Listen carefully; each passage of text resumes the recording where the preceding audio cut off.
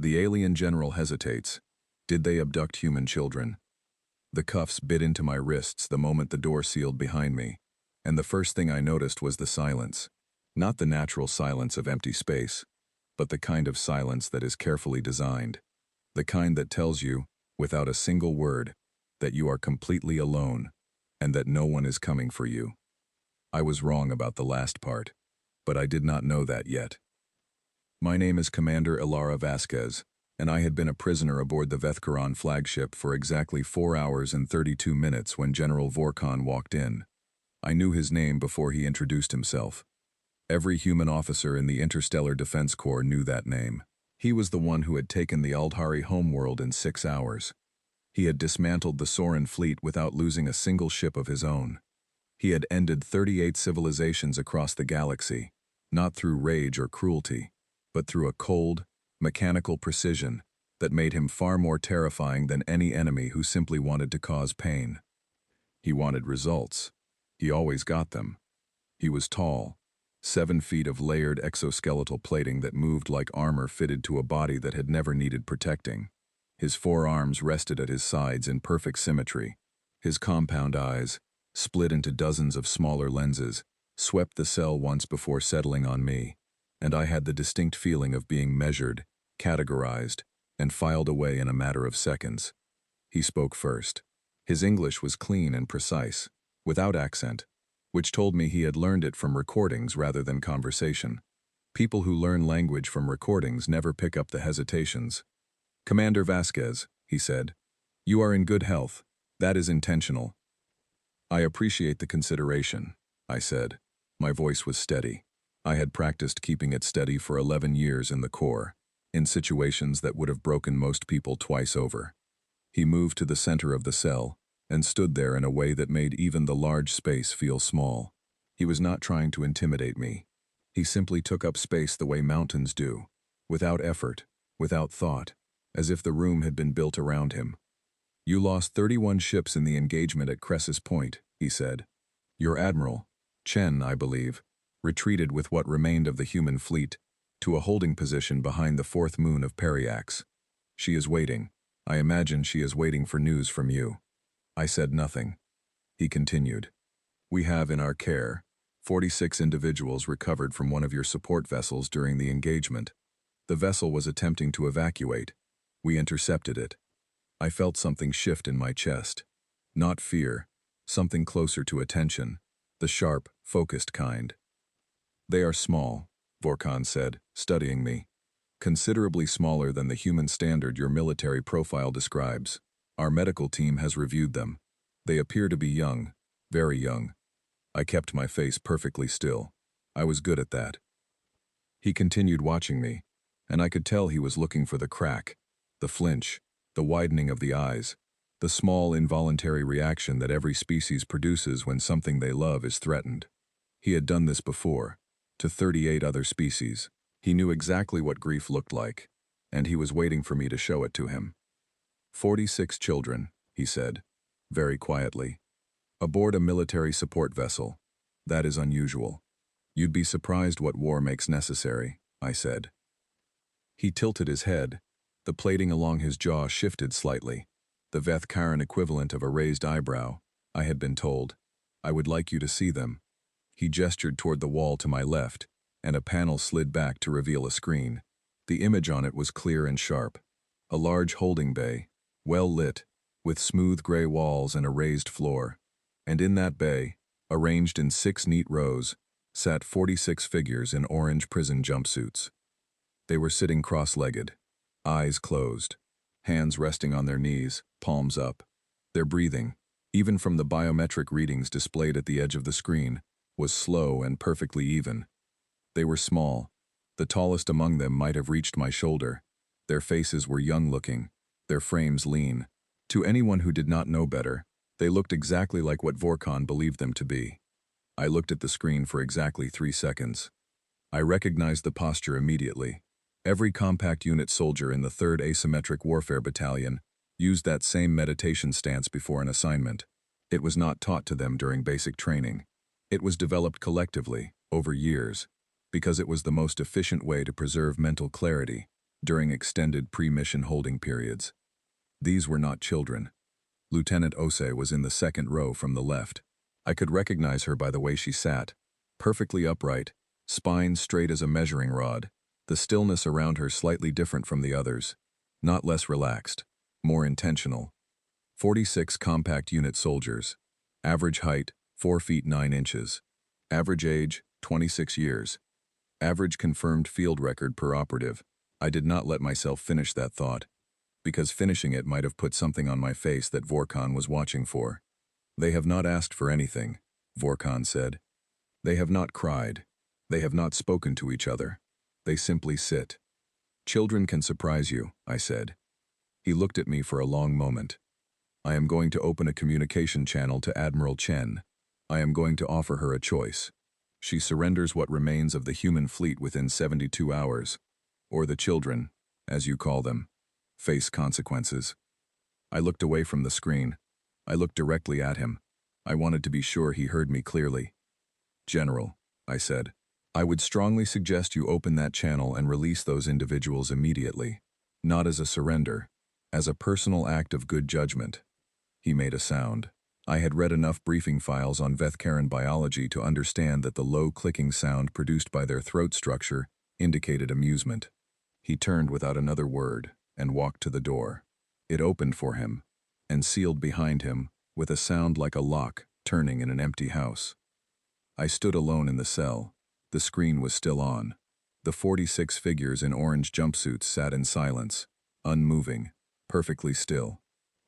And then, as I watched, the one in the second row from the left opened a single eye, just one. It looked directly at the camera for 2 seconds, calm, alert, measuring everything about the room it could see from that angle. Then it closed again. I let out a long, slow breath and pressed my back against the cold wall. God help them, I said to the empty room. They have no idea what they have brought onto this ship. I was not talking about our people. The War Council chamber of the Eternal Dominion was not built for comfort. It was built to communicate power. A circular room with walls that curved upward into a high dome, every surface a polished near-black material that reflected light in thin, cold lines. 12 Vethkaran generals sat in elevated positions around a central table, their combined service records representing the end of more worlds than I cared to count. I sat in the only low seat in the room, which was the point.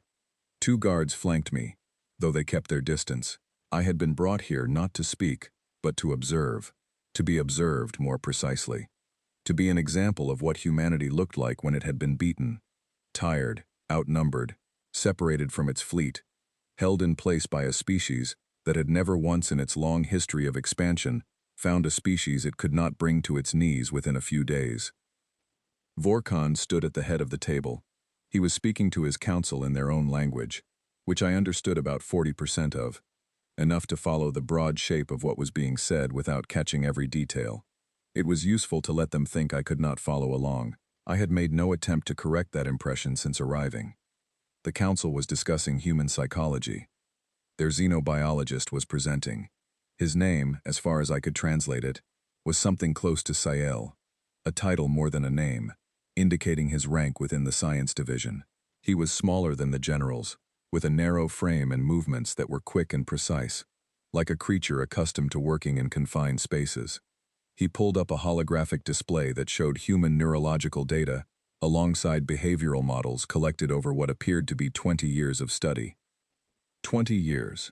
They had been watching us for 20 years.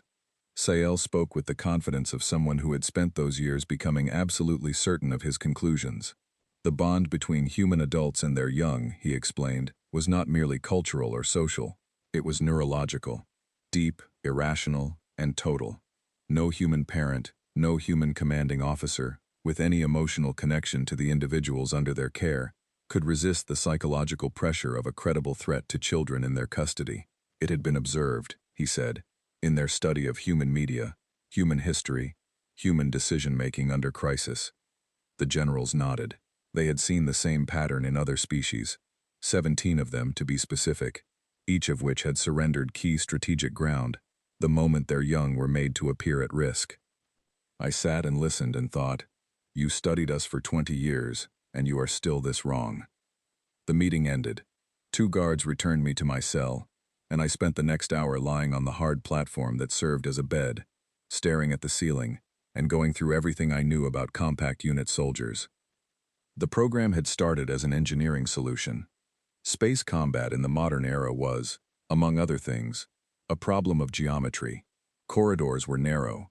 Access points were tight. The average human soldier, trained, strong, fast, was simply too large to operate efficiently in certain environments. Boarding actions, internal ship operations, close quarters containment work, all of it suffered from the basic fact that humans were built wide. Someone in the Defense Corps Research Division had looked at that problem and asked a question that made most people uncomfortable at first. What if the soldier was built differently?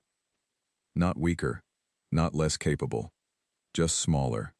The compact unit program had run for 12 years before I had my first encounter with one of its graduates. I had been on Kepler 22b, attached to a ground assessment team following a Veth Karan raid on one of our forward installations. The installation had been considered lost. We were there to document and retrieve what we could. We found Lieutenant Osei coming out of the main corridor carrying 4 Veth Karan rifles she had collected because she thought they might be useful later. The installation was fully secure. She had cleared it alone in 11 minutes, which was faster than our best 4-person teams could have done it. She was eating a protein bar when we arrived.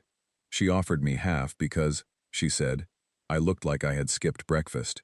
She was not unique among her unit. She was simply the first one I had met. The compact unit soldiers were not engineered to be reckless.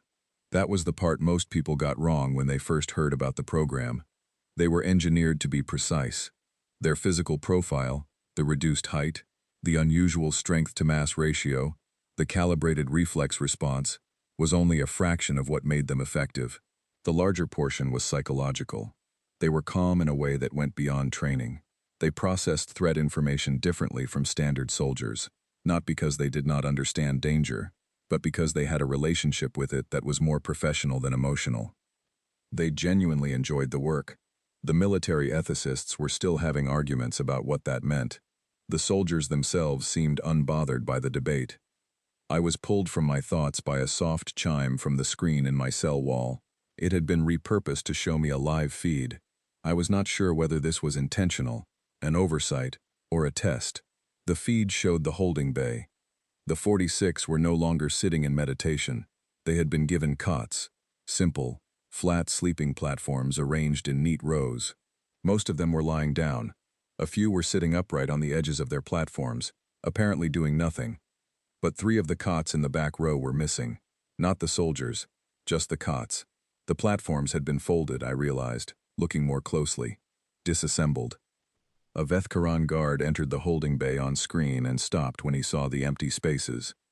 He looked at the 3 soldiers sitting quietly nearby, then at the folded materials on the floor, then back at the soldiers. One of them looked up at him with a completely neutral expression. He looked away first. The report, I would later learn, was filed as juvenile stress behavior, possible nesting instinct. Sale confirmed the assessment. The other 12 species he had catalogued with juvenile captives had shown similar behaviors, disassembling available materials, rearranging spaces, seeking familiarity in physical objects. He was not wrong that the behavior was recognizable. He was wrong about what it meant. The disassembled cots were not a comfort behavior. They were an inventory check. I turned away from the screen. My mind was already running the numbers. How long they had been in the bay, what materials were available to them, what the likely layout of the ship's systems looked like, based on the standard Veth Karan flagship design I had studied during my briefings. I was doing this not because I needed to plan anything. The compact unit soldiers did not need my help planning anything, but because thinking through the problem helped me stay calm. Vorkon came to my cell again that evening. He did not sit. He stood near the door and looked at me with the expression of someone who was used to all the information they needed being readily available and was experiencing, for the first time, the unpleasant sensation of having a gap. "Your people in the holding bay," he said. "They have not eaten in 14 hours. "They are not hungry," I said. "All biological organisms require nutrition at regular intervals." "They eat when they decide to," I said. "They are fine." He studied me. "They perform a breathing exercise together." At exactly the same time, twice per day, without being instructed to and without any visible signal passing between them. They are well trained, I said. Trained children do not synchronize their breathing across a room without communication. I looked at him steadily. General, I think you should consider that you may not have as much experience with human children as you believe. He was quiet for a moment. Then, a guard reported a 4-second interruption in the security feed covering the eastern side of the holding bay. During that interruption, one of your soldiers, one of the individuals, moved to the edge of the bay near the guard station. Children wander, I said. The guard's secondary communication device was missing afterward. Children are curious, I said. He looked at me for a very long time. I could not read his face. Veth-Karan expressions were not built on the same muscles as human ones, but something in the set of his posture had shifted. Not much, barely perceptible, but it was there. He left without another word. I turned back to the screen. The holding bay was quiet and still. 46 figures in orange jumpsuits, resting. 2 of the cots had been reassembled, not quite in the same configuration as before, but close enough that a casual observer would not notice the difference. A third cot, I noticed, was still disassembled. The components had been sorted neatly into piles of similar material. None of the guards in the bay seemed to have noticed. They were watching the individuals themselves, not the materials.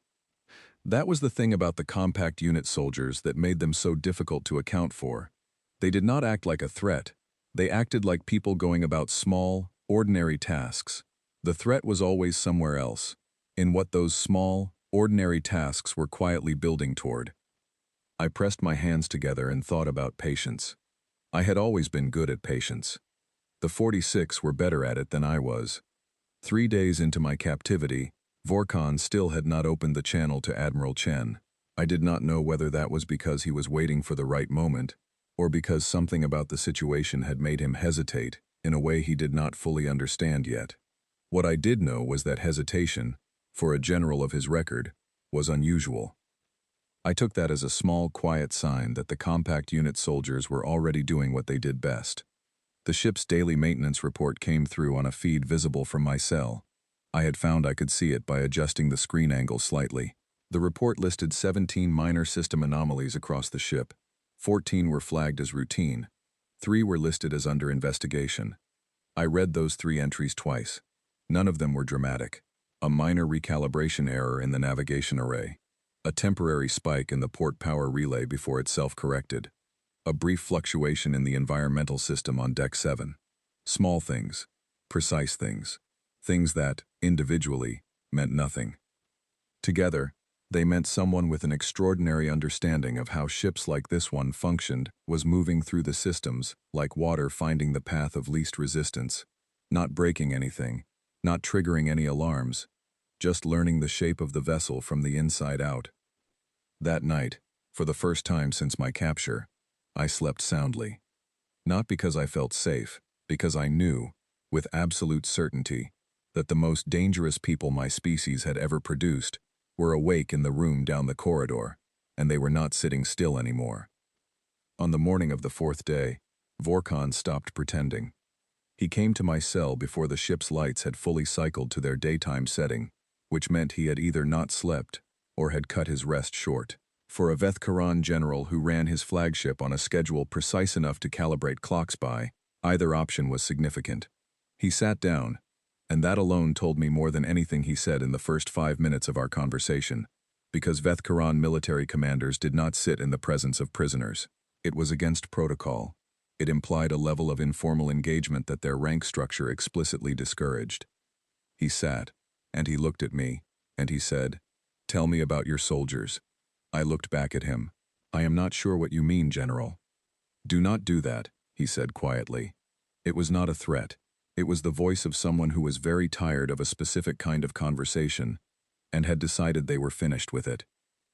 "I am not asking for strategic information. I am asking because I want to understand what I am looking at." I considered that for a moment. Then I said, "You already know they are not children." "Drava told me this morning," he said. I had suspected it for some time. Drava was his xenobiologist. The fact that she had come to him directly, rather than filing a report through the standard channels, told me that what she had found in the biometric data had been significant enough to push past normal procedure. How long did it take her? I asked. She began to question the assessment on the second day, Vorkon said. Bone density inconsistent with the stated age range. Muscle fiber composition unlike any juvenile human profile in our records. Cortisol patterns under prolonged stress that did not match any known juvenile response in any species we have catalogued. She is thorough, I said. She is the best scientific mind in my fleet, he said, and there was a note of something close to pride in it. What she could not explain was how the profiles were so consistent. Every individual in that bay showed the same pattern of anomalies. She said it looked less like a collection of individuals and more like a design standard. That is because it is, I said. He was quiet for a moment. Outside my cell, the ship hummed. I had become familiar with that hum over 4 days. Its rhythm, its pitch, its minor variations. I had noticed, in the past 12 hours, that one specific harmonic in the hum had shifted slightly. The way a note goes slightly flat when the instrument it comes from has been adjusted without perfect calibration. Navigation array, I thought. Someone has been in the navigation array. The compact unit program, I said to Vorkon, began as a practical engineering solution. The soldiers who go through it volunteer for it, every one of them. The selection criteria are extremely specific, and the program itself takes 4 years to complete. What does it produce? He asked. People who are very good at operating in environments where size is an obstacle, I said, and people who are very good at staying calm when other people expect them to panic. He looked at me carefully. You are telling me that your military deliberately designed a class of soldier to be small? Yes. And that those soldiers are currently in my holding bay? Yes. He was quiet again, but it was a different quality of quiet than before. The previous day, his silences had felt like calculation.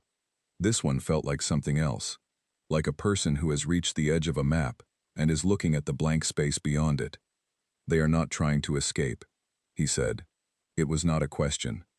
No, I said. They could. We have found 3 access points compromised in the past 48 hours.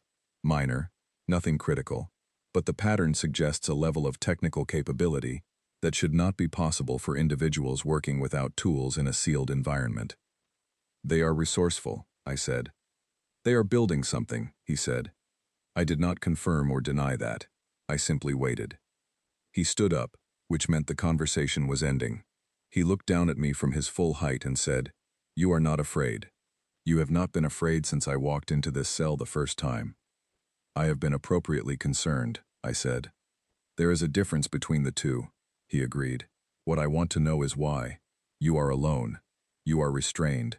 Your fleet is holding position 7 light hours away. You have no way to communicate, no way to act, no way to change the situation you are in. He paused. And yet you are not afraid. I looked up at him. Because the situation I appear to be in, and the situation I am actually in, are 2 very different things, General. He held my gaze for a long moment. Then he turned and left. The door had barely sealed when the ship's internal alert system produced a short, low sound. Not the battle klaxon, something smaller. A maintenance alert. It came from Engineering Deck C. I watched the indicator lights on my cell wall cycle once, twice. Then a second alert from Engineering Deck F. Then the port thruster relay. Then, after a pause of about 30 seconds, a 4th alert from the communications array.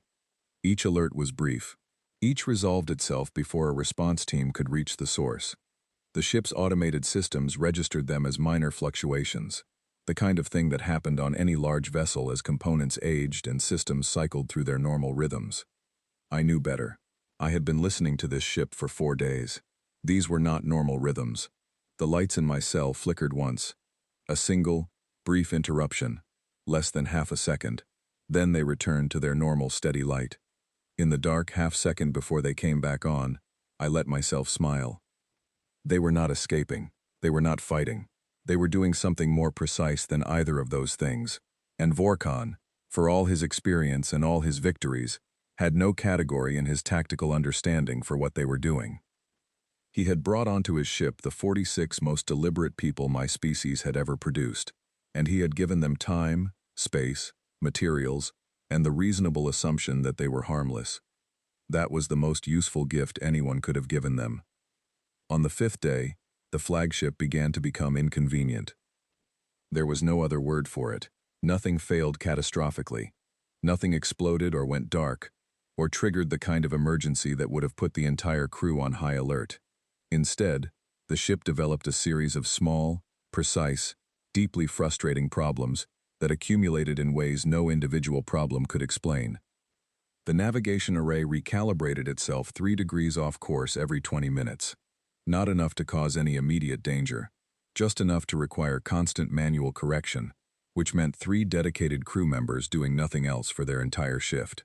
The targeting system for the main weapon array developed an error so small that it only showed up when the weapons were set to fire at distances greater than 1 light second, where the accumulated deviation became a 12% reduction in accuracy. The food synthesis units on decks 4 through 7 produced meals that were nutritionally identical to their intended output, but texturally wrong, in ways that ranged from mildly unpleasant to genuinely difficult to eat. And Vorkon's personal communication channel, the secure, encrypted channel that connected directly to his command console, began broadcasting a soft piece of music. A human lullaby. I recognized it immediately, on a 40-second loop, quiet enough that you might not notice it at first, persistent enough that once you noticed, you could not stop hearing it. I know this because I could hear it from my cell. The channel his communication team used to monitor secure feeds was, apparently, now also carrying the signal, and no one could find where it was originating from. I sat on my platform and listened to the lullaby and thought that this was, professionally speaking, one of the most elegant pieces of work I had seen from the compact unit program in 11 years of association with it. Vorkon appeared at my cell at midday. He looked, for the first time, slightly unwell. Not physically, but in the way that very controlled people look when something has gotten inside the perimeter of their control without them understanding how. They are doing this without weapons, he said. It was not a question. They do not need weapons, I said. Weapons are for people who have not thought the problem through far enough. He sat down again. He was doing that a lot now, sitting, which I still found telling. I ordered the holding bay sealed with additional security layers last night. 3 separate locking mechanisms, each on an independent system, each requiring a different authorization code. That was sensible, I said. This morning, he said, Drava went to inspect the bay directly. She discovered that 2 of the 3 locking mechanisms had been bypassed from inside the bay during the night. The 3rd was still active. The individuals were all inside, all accounted for, all in their resting positions. He paused. They did not attempt to leave. No, I agreed. They would not. Why? He asked. Because leaving was not the objective, I said.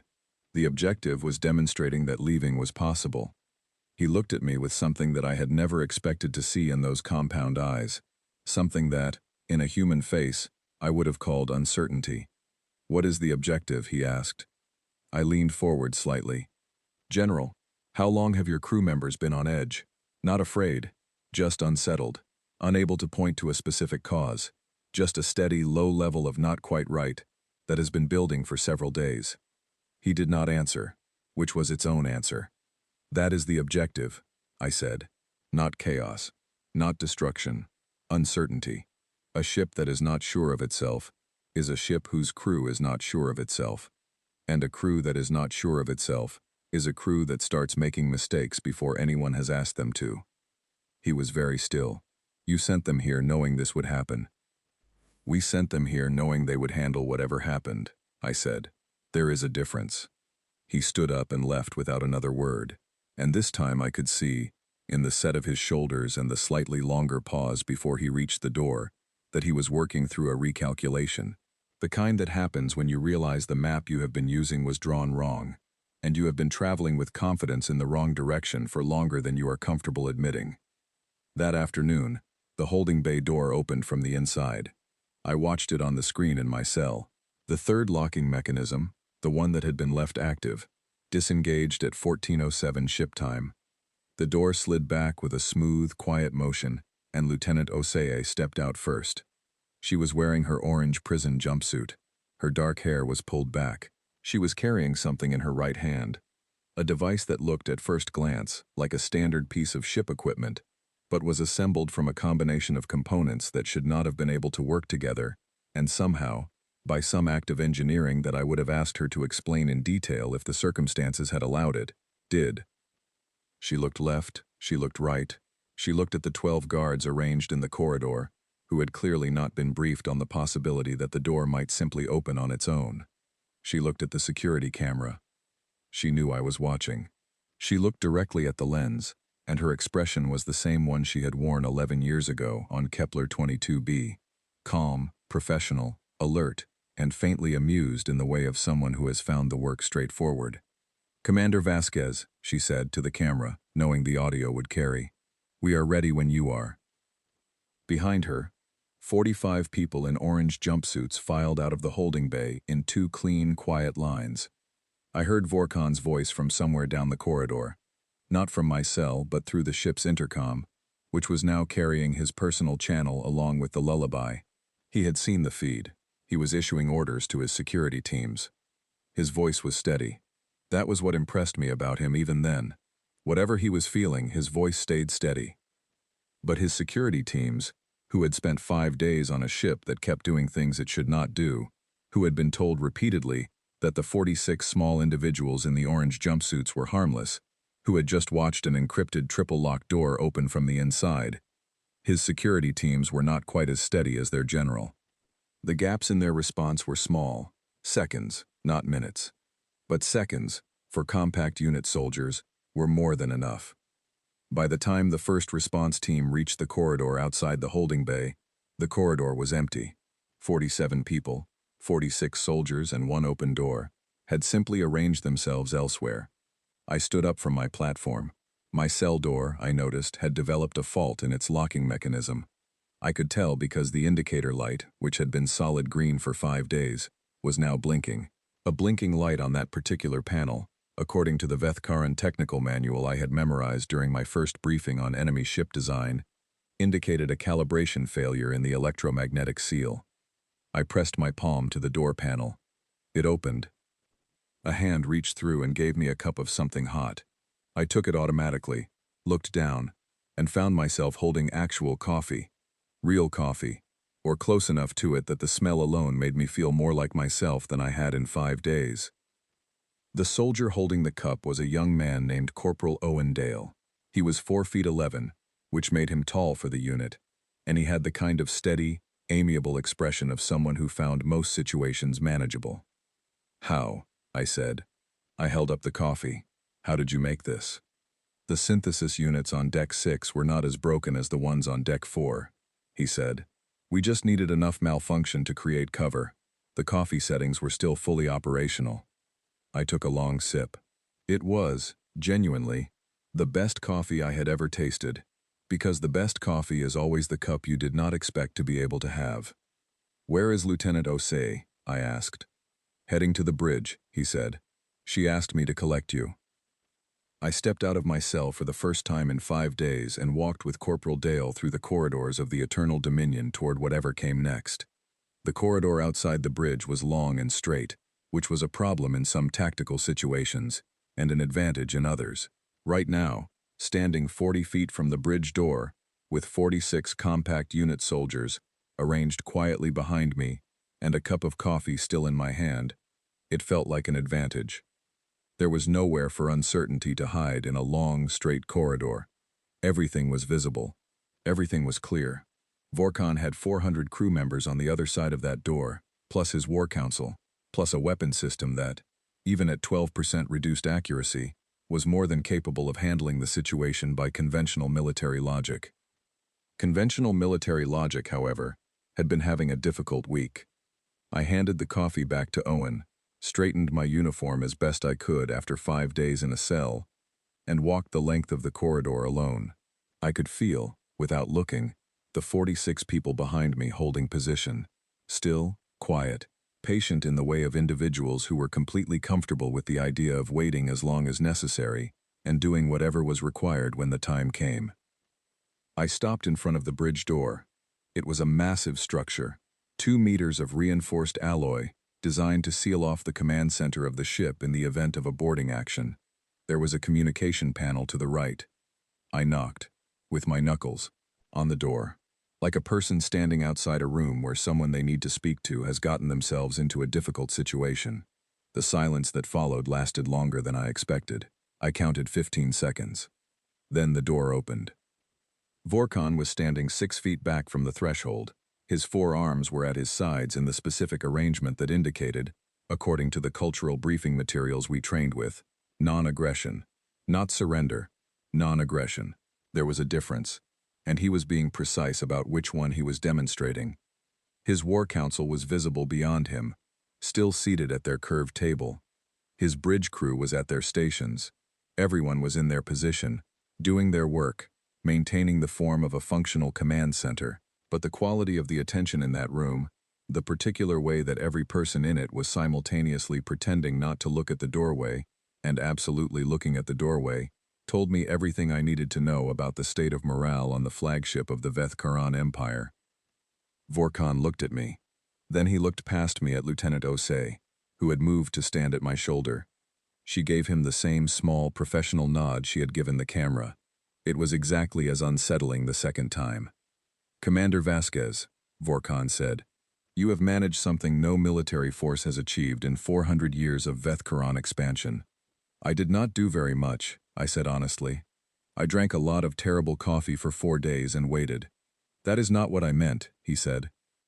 He stepped aside and gestured into the bridge. I walked in. Lieutenant Osei followed me. The rest of the unit stayed in the corridor, which was deliberate. Crowding the bridge would have been a show of force, and what we were here for was not a show of force. I sat in the chair that Vorkon indicated. He sat across from me, which was the first time I had seen him sit across from anyone as an equal in 5 days of observation.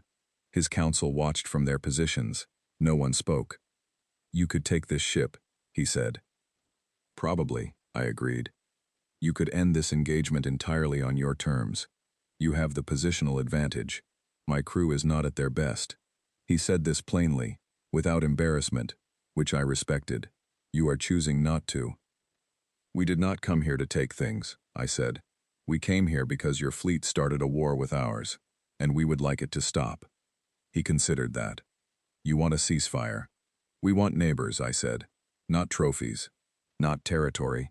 Not surrender ceremonies. A ceasefire, and a table where people can sit across from each other and work out what happens next." The War Council murmured among themselves. Vorkon held up one hand, a quiet gesture, and they fell silent. He was looking at me with the expression of a being who has been so consistently certain of outcomes for so long that encountering genuine uncertainty has become, despite everything, interesting to him. "You sent these soldiers," he said carefully, "knowing we might not treat them well." "We sent them knowing they would not allow that," I said. "There is a difference." He was quiet for a long moment. The bridge hummed around us. I noticed, without looking directly at it, that the navigation array was showing a steady course. It had stopped drifting. Someone in the unit had corrected it, quietly, at some point in the last hour. "When we took them," Vorkon said, and his voice had dropped slightly, taken on a quality I had not heard from him before, something genuine, something below the register of command. "When we took them from your vessel and brought them aboard, did you hesitate? Were you afraid for them?" I thought about that question carefully, because it deserved a careful answer. I thought about standing in my cell and seeing them on the screen for the first time. 46 people in perfect stillness, sitting in a meditation posture I recognized from 11 years of working alongside the most precisely trained soldiers my species had ever produced. I thought about the single eye that opened and closed. I thought about the cots being disassembled and sorted into component materials. I thought about the coffee. "I was afraid," I said, for about 3 seconds. He waited. "And then I saw what they were doing," I said, "and I stopped being afraid for them. I started being afraid for you." He held my gaze without blinking. The compound lenses of his eyes reflected the bridge lights in dozens of small, separate points. "You felt pity for us." "I felt concern," I said. "You had looked at the most capable people my species has ever produced and seen children. You were looking for our weakness and you found it. And then you brought it onto your ship and locked it in a room and gave it time and materials and the complete confidence that it was harmless." I paused. That was never going to end well for you.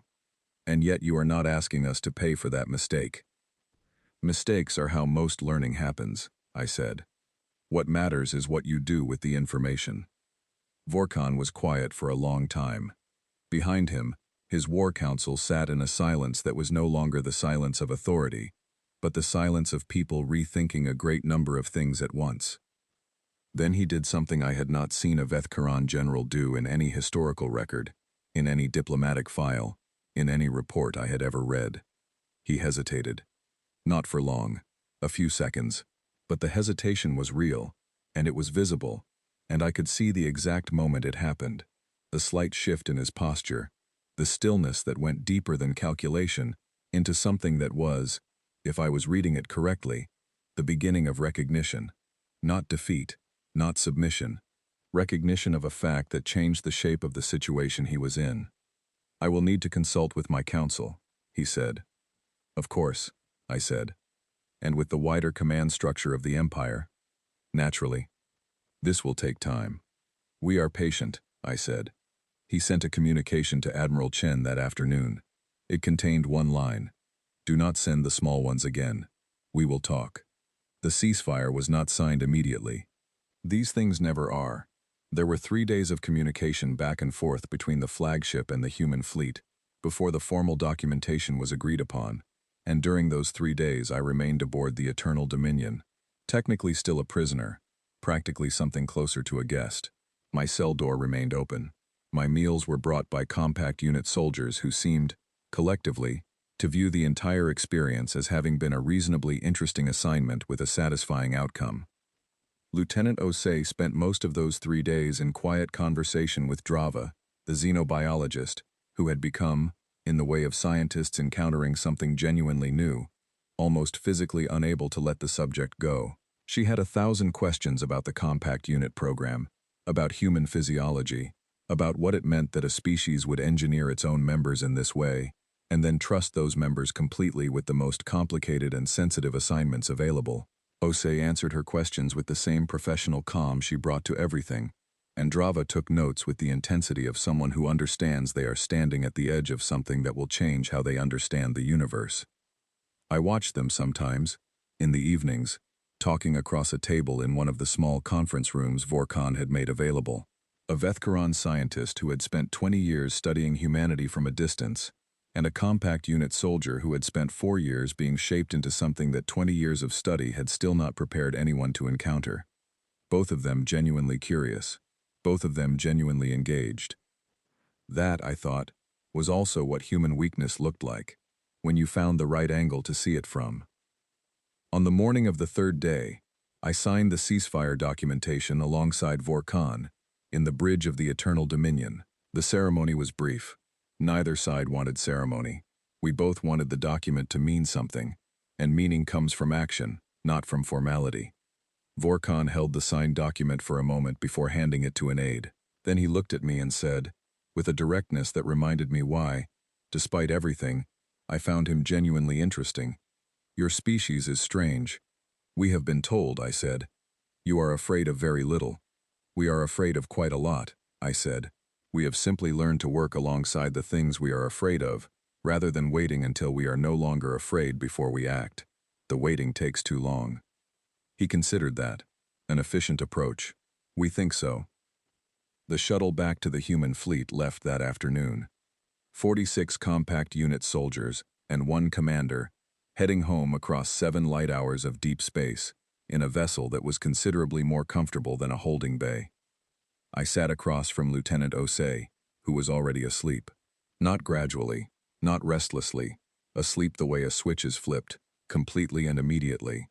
Because she had calculated that she had approximately 4 hours before the shuttle reached the fleet, and 4 hours of rest was more useful than 4 hours of anything else. Her head was back. Her breathing was slow and even. Her hands rested in exactly the same position they rested in when she meditated. Corporal Owen Dale was filling out mission debrief forms with a stylus and a focused expression. 2 other soldiers near the back were playing cards. A third was reading something on a small device she had apparently assembled from components during the journey, which I chose not to question. I watched them for a while. These extraordinary people, These precise and patient and deeply unusual people, going about the small ordinary tasks of returning from a job completed. Vorkon had asked me if I was afraid for them. The truth, the full truth, was that I had been afraid for exactly 3 seconds in that cell. And then I had seen them on the screen, sitting in their meditation posture in the holding bay of an enemy flagship, and something had settled in my chest like a stone finding the bottom of still water. Not because I was sure they would be fine. I am never entirely sure of anything. But because I know what it means when 46 compact unit soldiers sit in perfect stillness with their eyes closed. I know what they are doing inside that stillness. I know that the calm is not absence. It is concentration, focused and directed, moving through the problem the way water moves through stone, patient and utterly certain that the stone will eventually yield. The enemy had looked for our weakness and found it. They found something small and quiet and still and young-looking, and they saw in it exactly what they expected to see when they thought they understood us. They did not understand that our weakness, when it decides to act, does not announce itself. It does not raise its voice. It does not charge forward or issue ultimatums or fill the room with noise. It simply gets to work, quietly, precisely, without any drama at all. And when the work is done, it asks if you want coffee. I leaned my head back and closed my eyes, and somewhere in the space between waking and sleep, I thought about a general who had spent 400 years never hesitating, and I thought about the 3 seconds he had paused before answering me, and I thought that sometimes the most important thing a person, or a general, or a civilization, can do is stop, just for a moment, and consider the possibility that the universe is larger, and stranger, and more surprising than they have been led to believe. We had not defeated the Vethkaran. We had given them something more difficult to handle than a defeat. We had given them a reason to reconsider. The shuttle hummed around us. Stars moved past the small window to my left, steady and silent and very far away. Lieutenant Osei slept without dreaming, or if she dreamed, she did not show it. We went home.